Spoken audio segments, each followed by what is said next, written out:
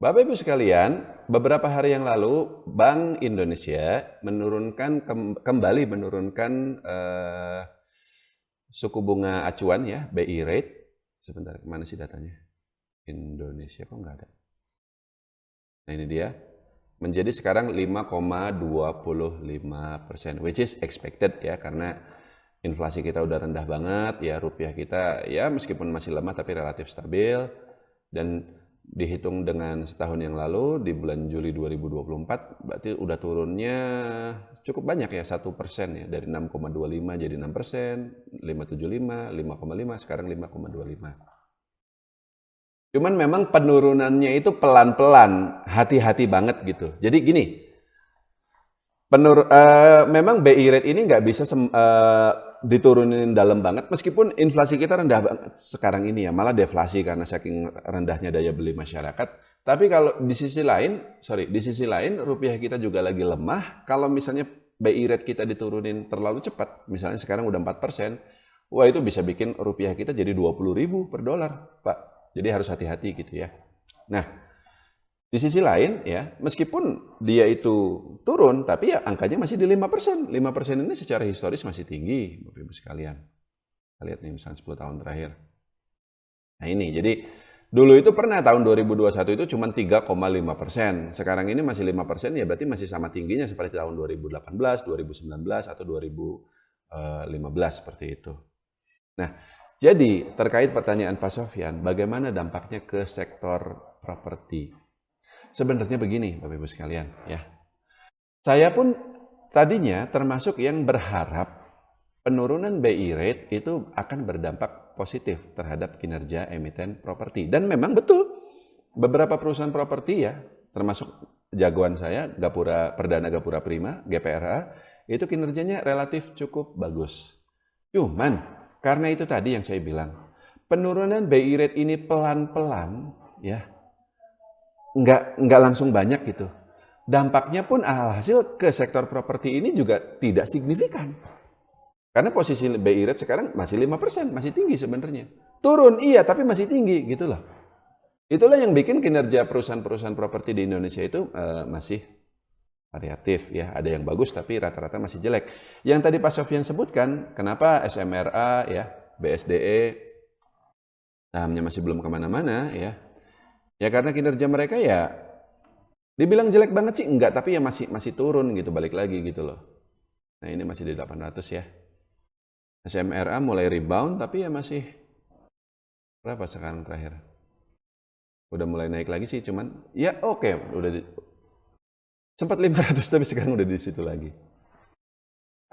Nah tapi kan gini pertanyaannya ya, benar kata Pak Sofyan. Oke sekarang lagi resesi, tapi kalau misalnya nanti ekonomi membaik, BI rate juga lagi turun terus. Mudah-mudahan BI rate akan lanjut turun ya. Maka pada akhirnya kinerja properti akan bagus dan saham-sahamnya karena memang sangat murah akhirnya bisa naik. Nah pertanyaannya tinggal seberapa besar peluang itu untuk terjadi? Entah itu tahun ini atau tahun depan 2026. Kalau bicara peluang, cukup besar sebenarnya Pak, tapi ada tapinya.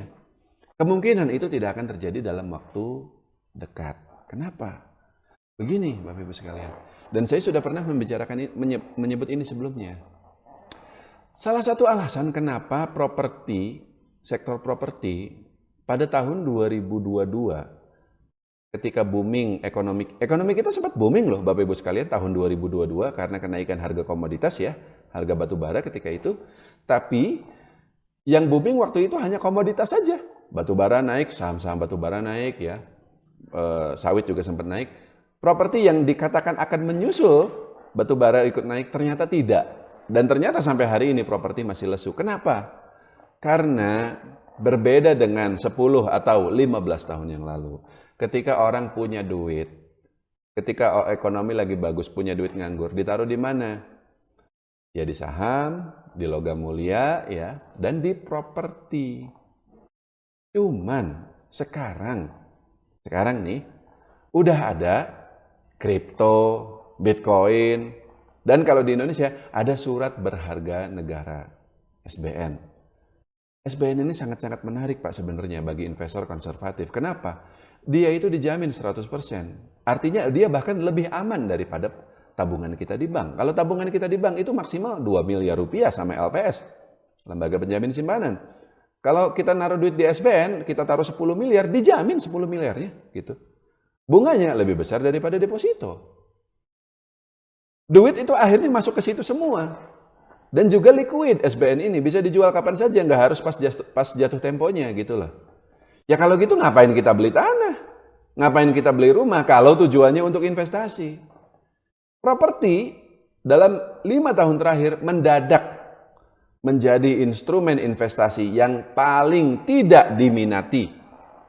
Jadi orang itu beli properti itu, beli rumah itu hanya untuk tempat tinggal saja. Bukan untuk investasi. Mending duitnya untuk emas lah.